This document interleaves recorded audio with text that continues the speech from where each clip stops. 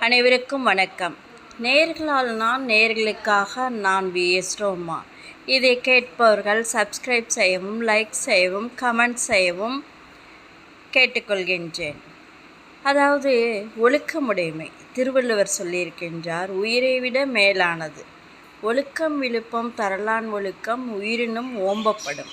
அதாவது உண்மையான உயர்வு என்னவென்றால், ஒருவர் எவ்வளவு கல்வி கற்றிருந்தாலும் செல்வம் வைத்திருந்தாலும் அவரிடம் ஒழுக்கம் இல்லை எனில் அவர் தாழ்ந்தவராகவே கருதப்படுவார். குலத்தின் பெருமை என்பது பிறப்பால் வருவதல்ல, அது அவர் கடைப்பிடிக்கும் ஒழுக்கத்தால் வருவது.